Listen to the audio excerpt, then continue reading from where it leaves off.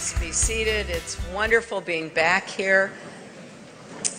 It's always a special privilege, having grown up in Chicago and the suburbs, to be here in the state capitol, and especially here in this great historic place filled with so much meaning, not just for Illinois, but for our country. And I'm delighted to have this opportunity to talk with you about the state of our country today. Nearly 160 years ago, Abraham Lincoln gave a speech in this State House that marked a turning point in the political life of our nation. The question of slavery was being fiercely debated across America. Roughly half the states allowed it, half abolished it, and some people, including Lincoln, believed that until it was gone entirely, our country would never be truly united and at peace. So on June 16th, 1858, when Mr. Lincoln kicked off his campaign for the United States Senate, he delivered an address on how slavery was tearing our country apart and that it must go.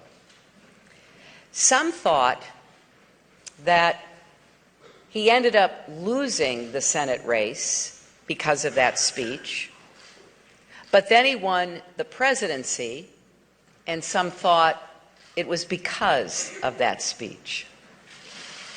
President Lincoln led America during the most challenging period in our nation's history. He defended our Union, our Constitution, and the ideal of a nation conceived in liberty and dedicated to the proposition that all men are created equal. His legacy included laws and amendments that enshrined those values for future generations. They protect and guide us still. I'm here today in this place because the words Lincoln spoke all those years ago still hold resonance for us now. Remember, he said, "A house divided against itself cannot stand.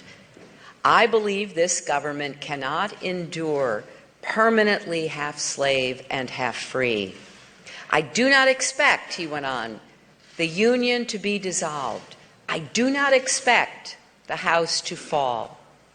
But I do expect it will cease to be divided. It will become all one thing or all the other."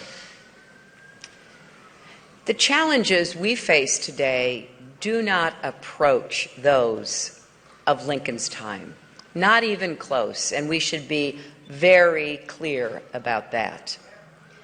But recent events have left people across America asking hard questions about whether we are still a house divided.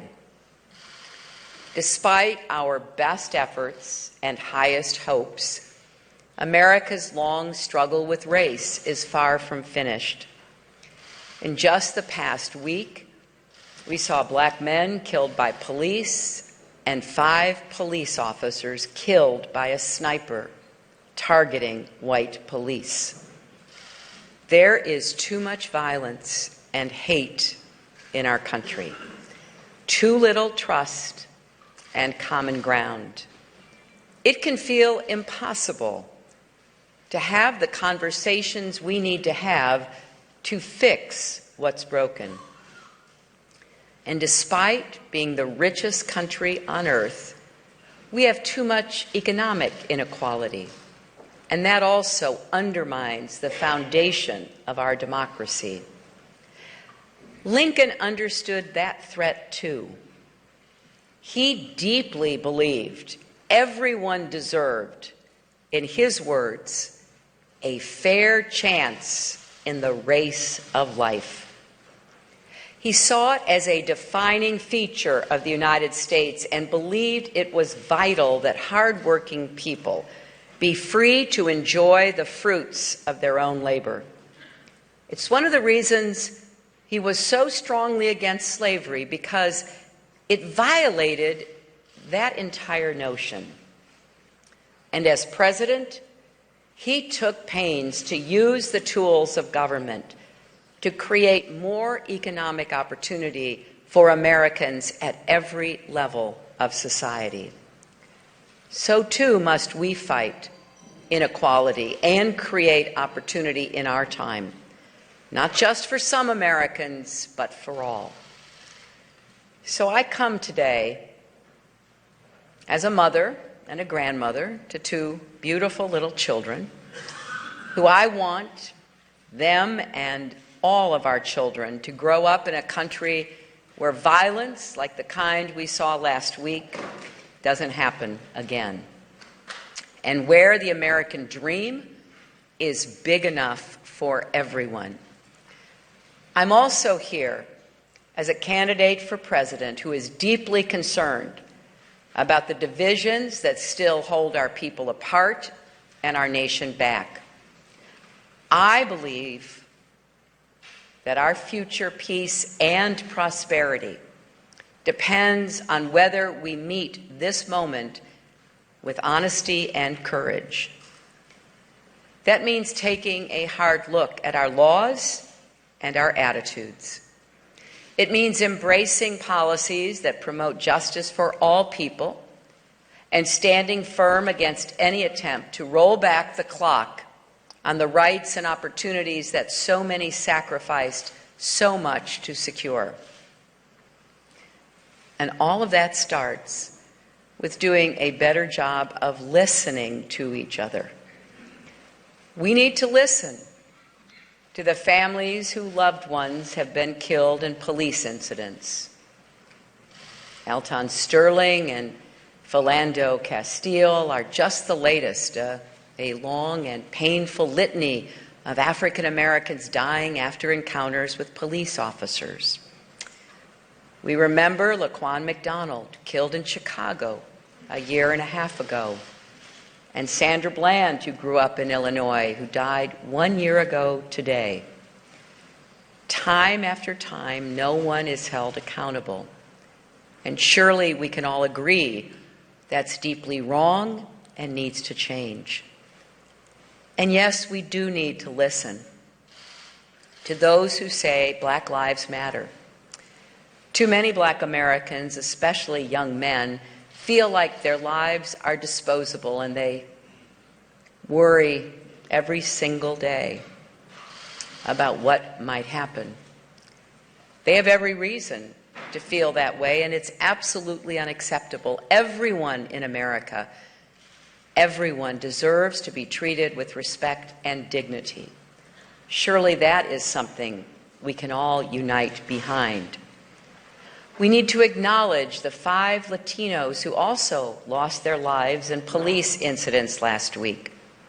Their stories didn't get national media coverage, but their families and communities are mourning too. And at the same time, we need to listen to the dedicated, principled police officers working hard every day to rebuild trust with the communities they serve and protect. Our men and women in blue put their lives on the line every day to keep us safe and keep our democracy strong. Remember what Michael Kroll, Michael Smith, Lorne Ahrens, Brent Thompson, and Patrick Zimaripa were doing when they died. They were protecting a peaceful march. They were people cloaked in authority, making sure their fellow citizens could exercise their right to protest authority.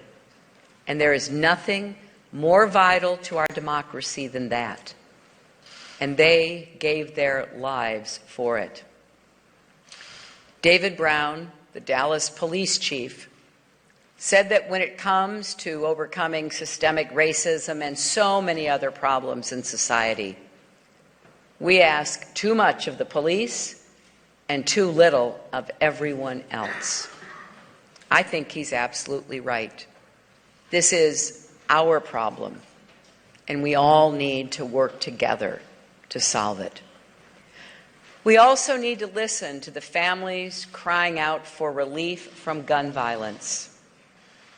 President Obama's trip to Dallas yesterday was the 11th time he has spoken to a city in mourning after a mass shooting. The wrong people keep getting their hands on guns, and not just any guns, military weapons, like the kind that the Dallas killer had, which allowed him to outgun the police. And the vast majority of gun owners agree we have to come together around common sense steps to prevent gun violence. If we're looking for common ground, this is common ground. And I hope that we will, from Washington to Springfield to everywhere across America, come to agreement about that. Now, I understand that just saying these things together may upset some people. I'm talking about police reform just a few days after a horrific attack on police officers. I'm talking about courageous, honorable police officers just a few days after officer-involved shootings in Louisiana and Minnesota. I'm bringing up guns in a country where just talking about comprehensive background checks and getting assault weapons off the streets gets you demonized. But all these things can be true at the same time. We do need criminal justice reform to save lives and make sure all Americans are treated as equals in rights and dignity. We do need to support our police departments that are trying to get it right and honor the men and women who protect us every day. We do need to do more to stop gun violence. We may disagree about how to do these things, but surely we can all agree with those basic premises. And I hope and pray the past week has showed us how true they are. Now, these are the issues on many of our minds right now. And if we stop there, that would leave us with plenty of work to do. So I wish I could say that was everything that we must address. But these events are taking place against a much broader backdrop of fear and anxiety. So I think we have to face all of it. We do need to make sure our economy works for everyone, not just those at the top. The changes that have roiled our economy over the past few decades are not just numbers on a page that economists study. They are real forces that families are dealing with up close and personal every day. Not long ago, I met with factory workers here in Illinois whose jobs are being sent abroad and heard how painful the consequences have been for them and their families. I've talked to workers across our country who've seen good jobs lost to technologies, who keep being told to get more training, even though that often doesn't lead to a good new job on the other end. These economic disruptions have stripped too many people of their sense of security and dignity, and that can have devastating consequences.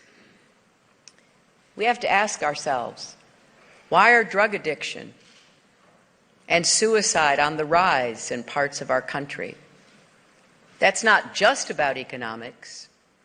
It's about something deeper that is connected to economics.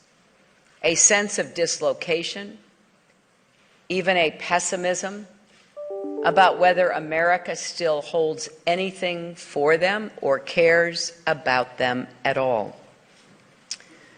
That's why I've pledged that in my first 100 days as president, we will make the biggest investment in new, good-paying jobs since World War II. We need more jobs you can support a family on, especially in places that have been left out and left behind. From coal country to Indian country to inner cities to every place that's been hollowed out when a factory closed or a mine shut down.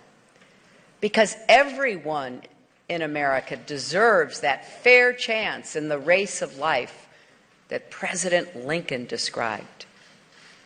Now, I realize that our politics have contributed to the sense of division that many Americans feel right now.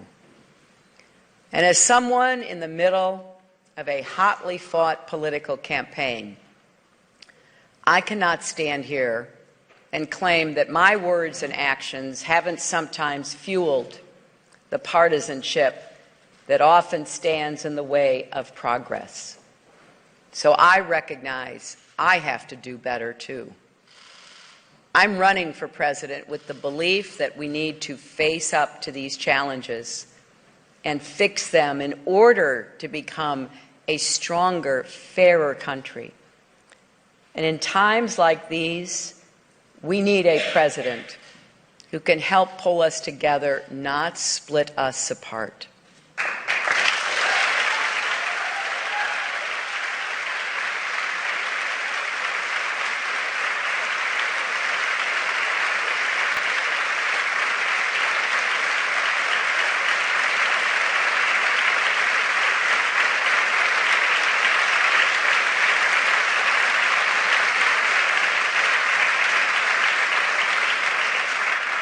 And that is why I believe Donald Trump is so dangerous. His campaign is as divisive as any we have seen in our lifetimes. It is built on stoking mistrust and pitting American against American. It's there in everything he says and everything he promises to do as president. It's there in how he wants to ban Muslims from coming to the United States and toyed with creating a database to track Muslims in America. It's there in the way he demeans women, in his promotion of an anti-Semitic image pushed by neo-Nazis, and in the months that he spent trying to discredit the citizenship and legitimacy of our first black president.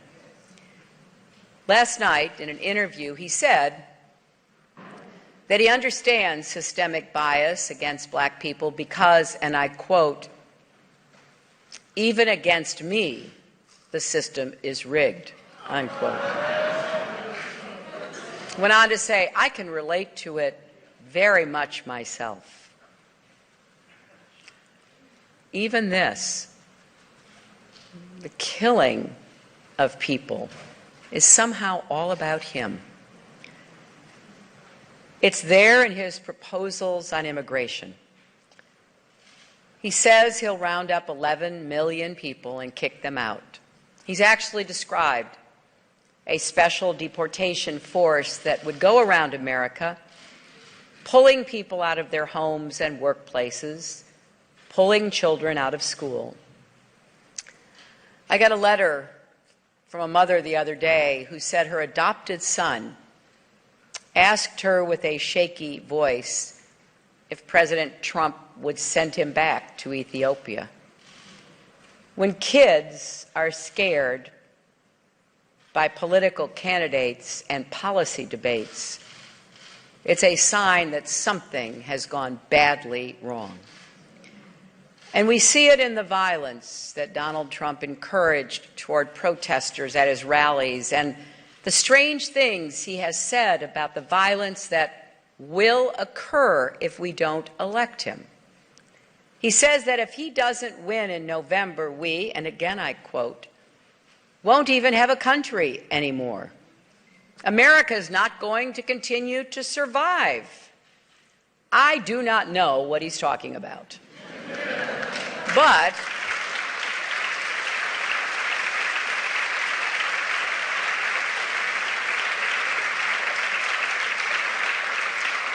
I do know we don't need that kind of fear-mongering, not now, not ever. And he's gone even further than that. He has taken aim at some of our most cherished democratic values and institutions. He wants to revoke the citizenship of 4 million Americans born in this country to immigrant parents and eliminate the bedrock principle enshrined in the 14th Amendment that if you're born in America, you're a citizen of America. He said that a distinguished American born in Indiana, a judge, can't be trusted to do his job because his parents were Mexican. He called him a Mexican judge over and over again. He knew the judge had been born in Indiana, but it was a cynical, calculated attempt to fan the flames of racial division and designed to undermine people's faith in our judicial system. Why would someone running for president want to do that? And even that's not all. He says, as commander-in-chief, he would order our troops to commit war crimes and insisted they would follow his orders, even though that goes against decades of military training and the military code. He's banished members of the press who have criticized him. Is there any doubt he would do the same as president? Imagine if he had not just Twitter and cable news to go after his critics and opponents, but also the IRS, or for that matter, our entire military. Given what we have seen and heard, do any of us think he'd be restrained? And he has shown contempt for and ignorance of our Constitution. Last week, he met with House Republicans in Washington to try to assuage their serious concerns about him. One member asked whether he'd protect Article 1, which defines the separation of powers between Congress and the executive branch. Here's the answer he reportedly gave.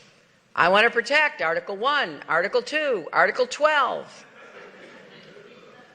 Well, here's the thing. There is no Article 12. Not even close. That was a serious question from an elected representative, and he either didn't care enough to answer it seriously, or he didn't know where to begin. Even the most stalwart Republicans were alarmed by that, and well, they and we should be. The very first thing a new president does is take an oath to protect and defend the Constitution. To do that with any meaning, you've got to know what's in it, and you have to respect what's in it.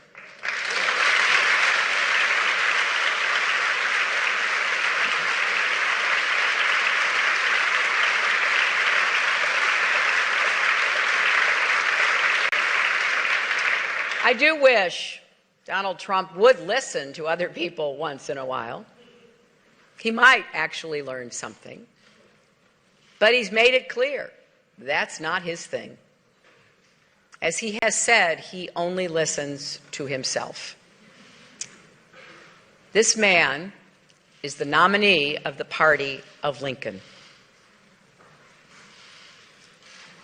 We are watching it become the party of Trump. And that's not just a huge loss for our democracy. It is a threat to it. Because Donald Trump's campaign adds up to an ugly, dangerous message to America. A message that you should be afraid. Afraid of people whose ethnicity is different, or religious faith is different, or who were born in a different country, or hold different political beliefs. Make no mistake, there are things to fear in this world, and we need to be clear-eyed about them. But we are each other's countrymen and women. We share this miraculous country.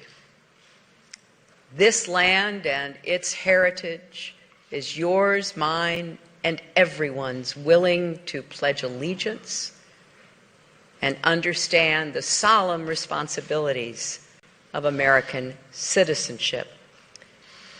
That's what indivisible means, that big word that every grade school student knows. That we're in this together, even if that's not always easy. So let's think better of each other. Let's hold together in the face of our challenges, not turn on each other or tear each other down. Let's put ourselves in the shoes of police officers, kissing their kids and spouses goodbye every day, and heading off to a dangerous job we need them to do. Let's put ourselves in the shoes of African Americans and Latinos and try as best as we can to imagine what it would be like if we had to have the talk with our kids about how carefully they need to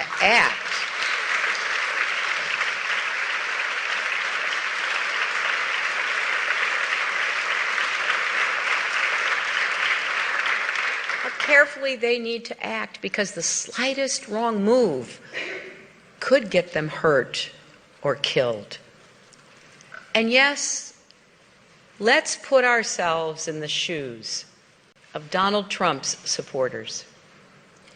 We may disagree on the causes and the solutions to the challenges we face, but I believe, like anyone else, they're trying to figure out their place in a fast-changing America. They want to know how to make a good living and how to give their kids better futures and opportunities. That's why we've got to reclaim the promise of America for all our people, no matter who they vote for. And let's be more than allies to each other. Let's take on each other's struggles as our own. My life's work is built on the conviction that we are stronger together, not separated into factions or sides, not shouting over each other, but together. Our economy is stronger when everyone contributes to it, and everyone can benefit from the work they do. Our communities are stronger when we all pull together to solve our problems and restore our faith in each other, and by doing so, in the promise of America. Our country is stronger when we work with friends and allies to promote peace, prosperity, and security around the world. This is an idea that goes back to the founding of America, when 13 separate colonies found a way, despite their differences, to join together as one nation.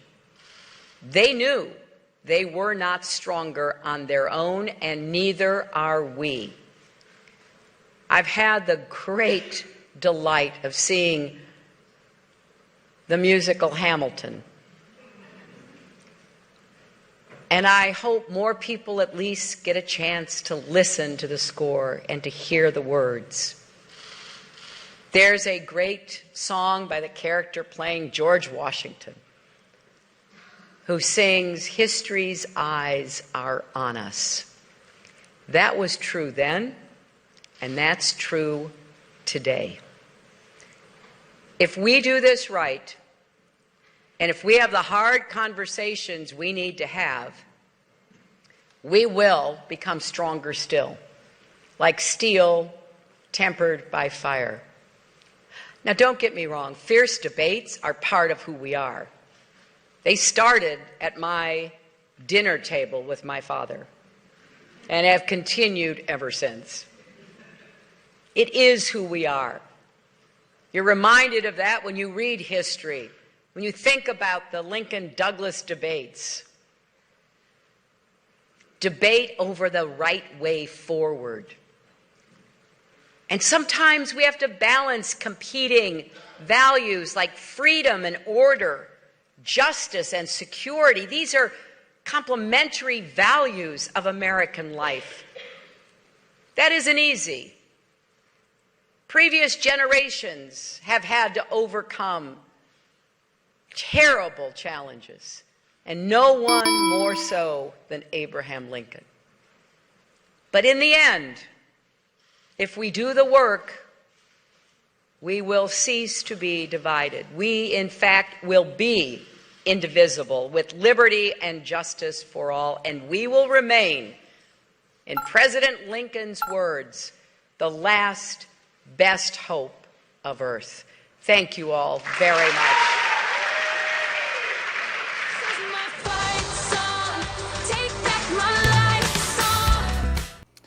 Hillary Clinton, given what I may describe as a factual speech about the racial condition in America today.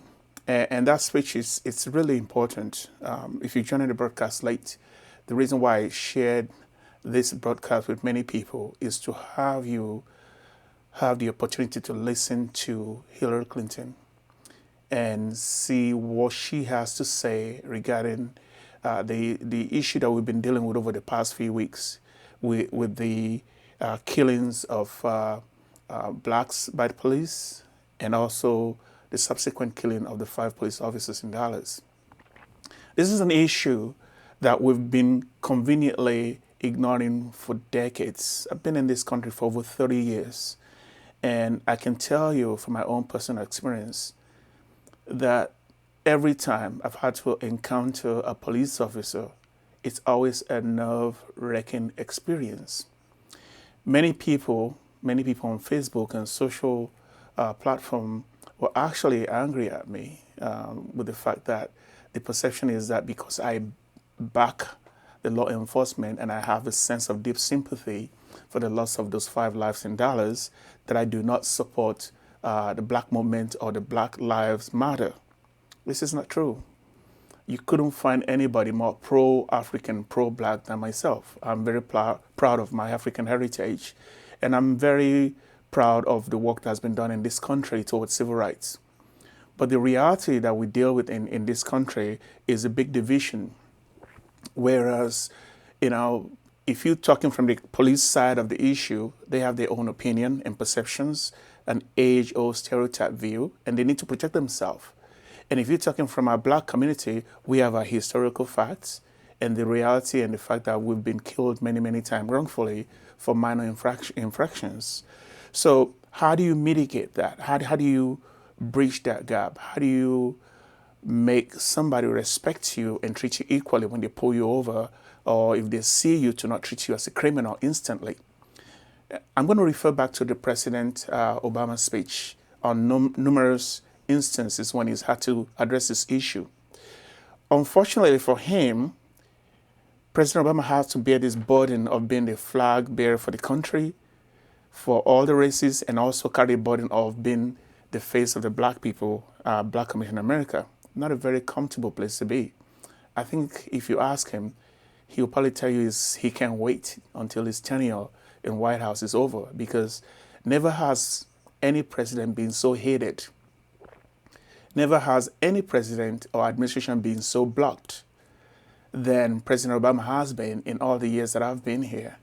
I mean, I can go back to Reagan's and the Iran-Contra issue and all the paper shredding and all the activities that George Bush did, and how supportive the Republicans were to all those inept, I would say inept, because Reagan pretty much slept through his 8 years in office.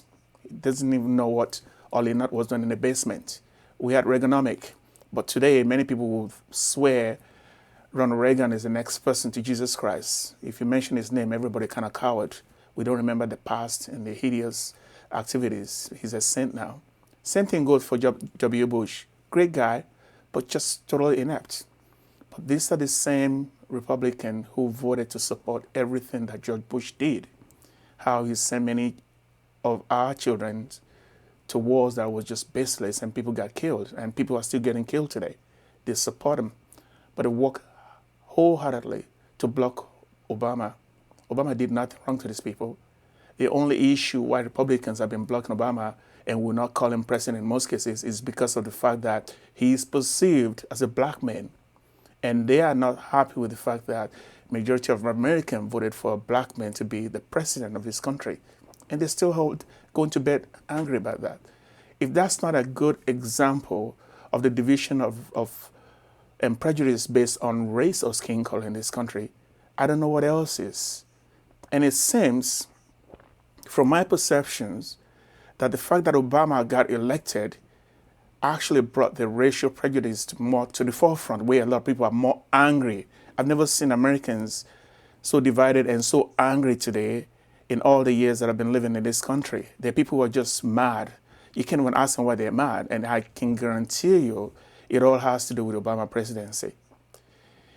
Since '83, since I've been in this country, my observation is that African American, blacks in this country, have learned to live in a subcultural environment under the radar.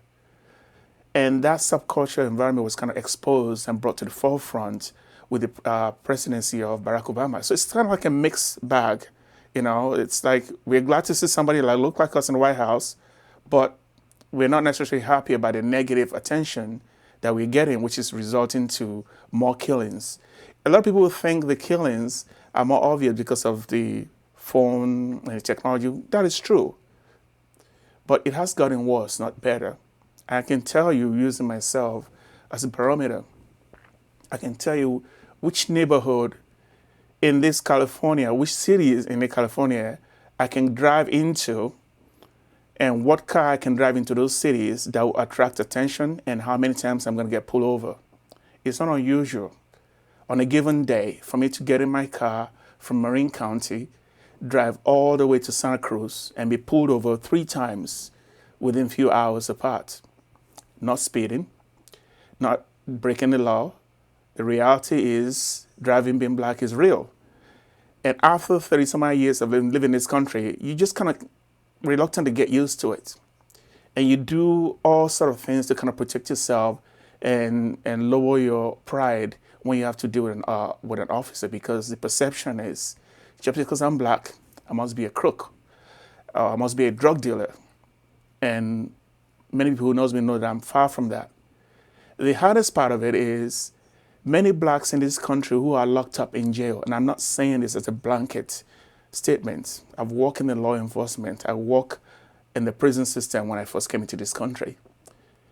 If I get pulled over a few hours from now, and unfortunately, let's just say we stage it up. Let's just say, it was all choreographed and planned that an officer will pull me over and find drugs in my car, even though I don't do drug, and find weapons in my vehicle, even though I don't own one. I've never touched a gun in my life.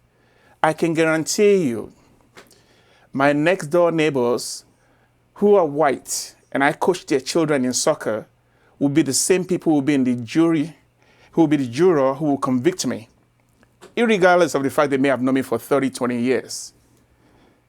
They will convict me based on 2 factors. They will always agree with the police. Overwhelmingly in this country, when you're found guilty or police say you're this, the white population will agree that the police is right, irregardless. And the judges will find you guilty, irregardless of your history, irregardless of actual fact, which is why we're finding that many people who are locked up, even on death row, and are being exonerated through DNA. A very uncomfortable conversation. We don't want to have this conversation. And every time every black person is killed, people just kind of shrug it and say, oh, well, it's unfortunate. I'm not a victim.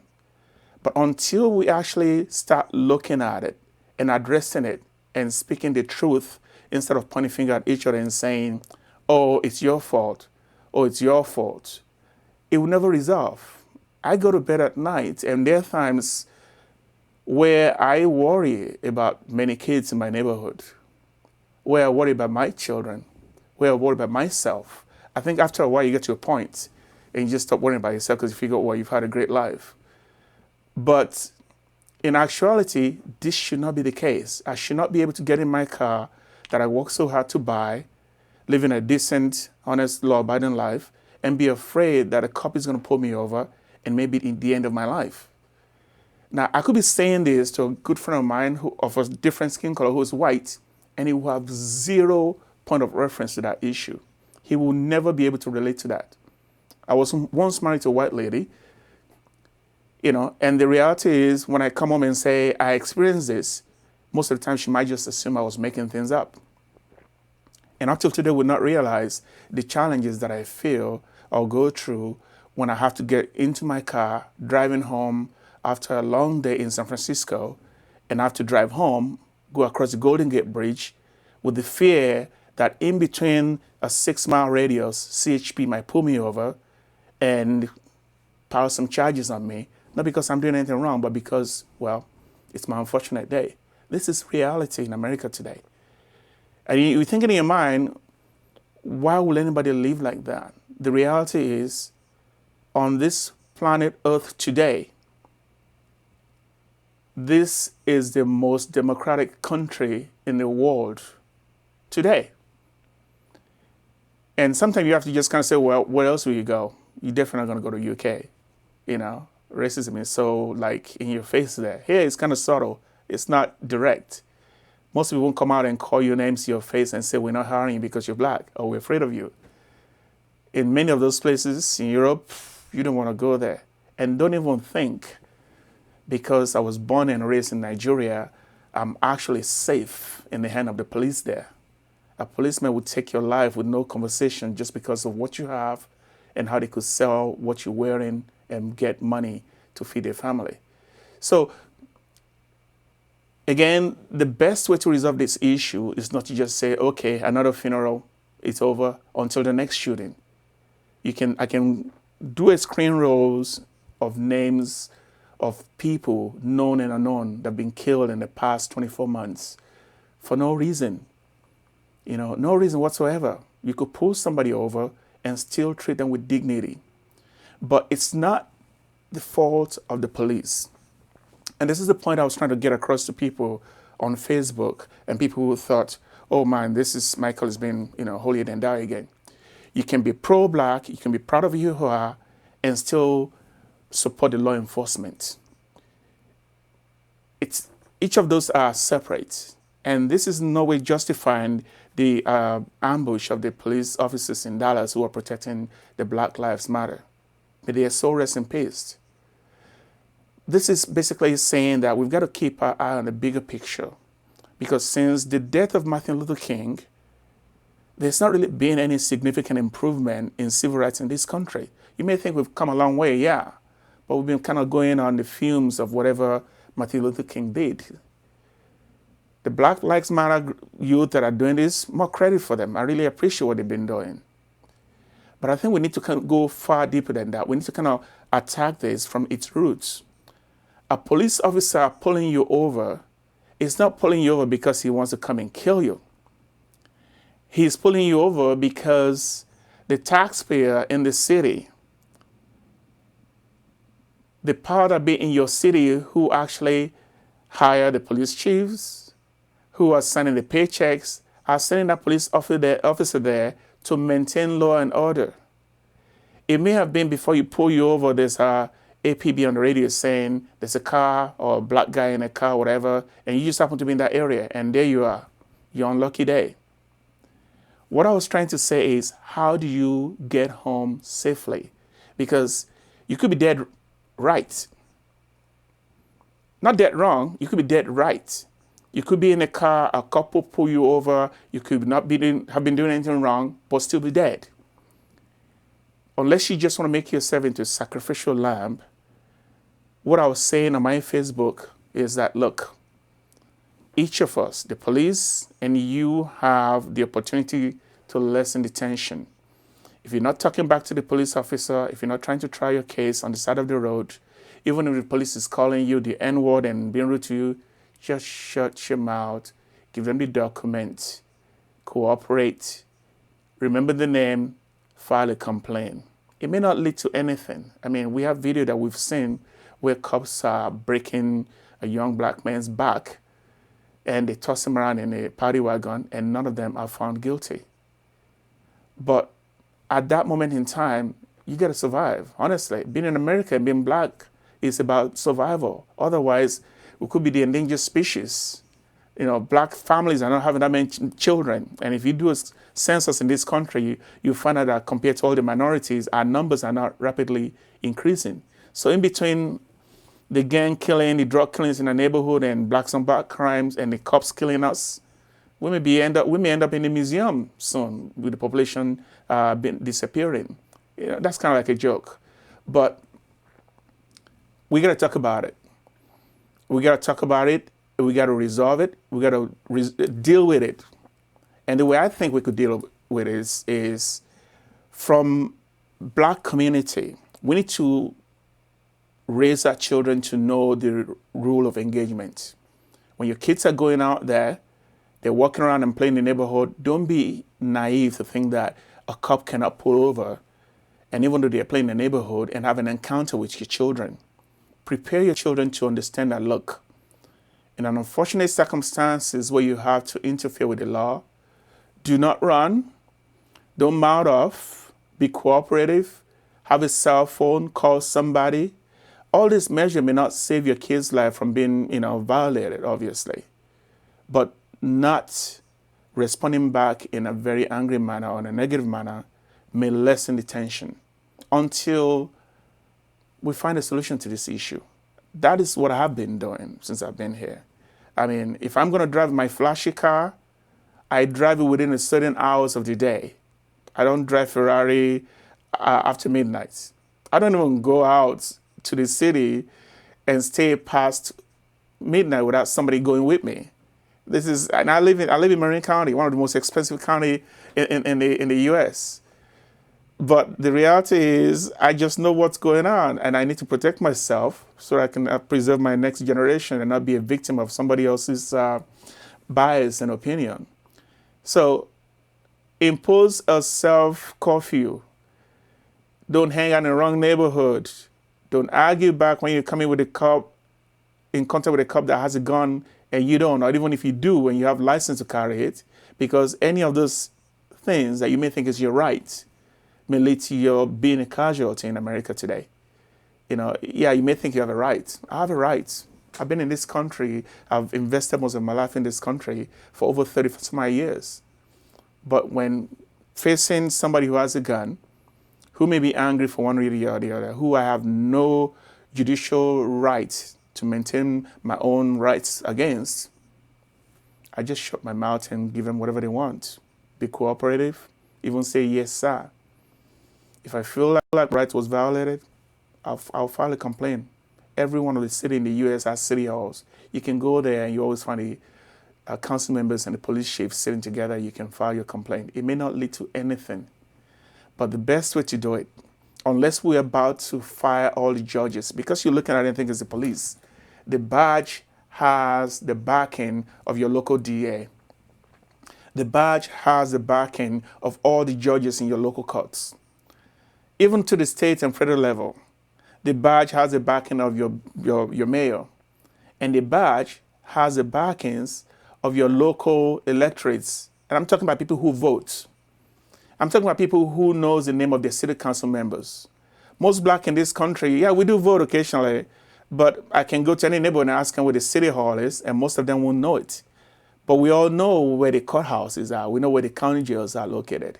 So the point in that minor criticism is that it's not good enough to just be black and living in an impoverished neighborhood and think it's okay.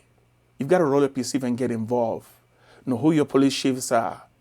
If you have children, you have more invested in that place now. You don't even have to be a property owner to attend a city hall or council meeting. Get to know what's going on in your community. Just getting up when somebody is killed and protesting is not enough. We've got to go beyond the protesting and be proactive. Become a part of the PTA of the school where your children go to. Because by you being there, you're showing the teachers that you care about your children being there, not just dropping them off. Because believe it or not, our children in schools are exposed to subtle, indirect racism. The assumption for most teachers in America today is that if you're black, you must be dumb. So you're not really necessarily being challenged academically. You go beyond that, find out who your police chiefs are, find out who your city council members are. Because by having all these triangulations of knowing the power that be in your community, you're indirectly protecting yourself. A police who knows you and know that you're a law-abiding person is less likely to prejudge you next time he pulls you over or next time somebody's accusing you of something. You kind of protect yourself. So going back to what President Barack Obama said yesterday at the memorial service for the five Dallas police officers, and what Hillary Clinton just said. Protest, yes, but let's be more active. Let's make some significant changes to justify the lives of Trayvon Martins and many other people who have been killed unjustifiably by police who were never convicted. Because if you don't see the full playing field, you can never be competitive. The reason why the cops who we see on video are being vindicated is because the judges are all together. They are all together. In most places, your sheriff, your police is located in one building. So if you're looking for neutrality where a judge will say, okay, the police and the sheriff who are protecting my life on a daily basis, I can't really convict them. Most of the DA will not file charges because they know all this police and sheriff or highway patrol directly. I used to live in Santa Barbara, and all the judges, the police, the sheriff, they all barbecue together. So you think you're going to get vindication from somebody who just had a barbecue at somebody's house? Get real. It's not going to happen. We may think in our own ideal mind, justice is separate from our real life. But we're all humans. We have our biases. We have our prejudices. We have discrimination within our black community. We have discrimination white against black and Hispanic, and we all judge each other. But the common practice, the common knowledge, I want you to walk away with this. If you know somebody, if you love somebody, even if you don't have children, tell them that you love them, hug them, let them know what the reality of life is. Because it's one thing to think that, yeah, we live in America, everything's free, but then we ignore the actual reality check that we see on Facebook and all these places that shows video of female, male police officer arbitrarily taking a gun and just taking people's life for no reason. No reason. If you talk to them, if they can be honest with you, they will tell you they feel that their life is in danger because to them, every black person is a drug dealer. Every black person has a weapon. Are their fears justified? Not really. But if you go to a police academy or you've been to war in Iraq or whatever, and you used to basically responding on the edge that way, that's your orientation. If I'm walking on the streets and every time I go to Chinatown, some Chinese person rob me every single time, after a while I may start crossing the street to the other side and assuming that all Chinese people are crooks. It's just normal human way of protecting ourselves from being hurt time and time again. How do we change it? I don't have the answer, but let's be safe and let's start being honest with each other instead of this subtle, smiling when in fact we're all afraid of each other. And I have Trump's picture behind me to show you guys the contrast of what Hillary Clinton was talking about. Trump is trying to scare people, fear, loathing, to become the president of this country. I know you're shaking your head thinking it may not happen. We've seen worse. We had Al Gore, an intelligent candidate, going against George Bush. And George Bush came into office and we saw the result of that. Don't let me remind you what happened when New Orleans was getting flooded and a lot of people were dying. Don't let me remind you about 9/11 response. Don't let me remind you about unemployment and how all we got was $300 checks in the mail. You can go back and think, what could have happened if Al Gore was in the office? He may have not mitigated the attack on 9/11, but his response may have been more effective. Many people who are angry at Obama today won't remember that he actually initiated the killing of Osama bin Laden, won't even acknowledge the fact that under his leadership, more terrorists have been killed.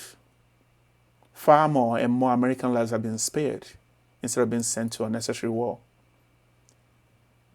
If America votes Trump into power in this country, and I'm just saying this because this is my home, I can pack my bag today and say, I'm moving back to Africa and say, this is whatever, I'm done. I'm tired of this racism nonsense. But I've spent more time in US and I'm an American citizen. And according to the 14th Amendment, even though I wasn't born here, I'm as good as a citizen as somebody who's born here. This is my home. And I've seen leadership that we put into offices take the country backward instead of forward. If Donald Trump today wouldn't be transparent to show his tax returns, and he's not yet the president, what do you think he would do when he's the president? If Donald Trump today doesn't have a proven history of success as a business person, but he wants to rule the world, yeah, pretty much our president rule the world, what do you think he would do when he doesn't have the history? If he's arrogant today and intolerant of Mexicans, blacks, he's actually attacked Nigerians directly. And is today attacking, Chief Justice Ginsburg. What do you think will happen when you actually now empower him? The irony of this, before I let you guys go, is that Speaker Paul Ryan he had a town hall on CNN last night. I thought that was interesting. Here's a person who's not running for the office holding a town hall to promote his agenda. They asked him why is he supporting Donald Trump even though Donald Trump doesn't share his value. And in a reply that I would translate that, yeah, he's a racist, he's bigot, he's all that, but he's my kind of racist. That's my translation. Because he's just saying that, well, I don't necessarily agree with him, but like a deal with the devil, pretty much. I think that going with him will serve my agenda better. That shows you a selfish view of the GOPs and how they view their agendas in comparison to what benefits the country as a whole. They could send our money to Iraq to fight this dumbass war, but giving poor American affordable health care is not their priority. They can have hearings on Benghazi that they refuse to fund, but even basically putting money to improve our roads, to improve education in this country is not their priority. May God bless America. Until next time, I'll see you guys, and thanks for tuning in to WorldBeat Radio and Television. I'm your host, Michael Honest, and we'll talk to you soon. Ciao.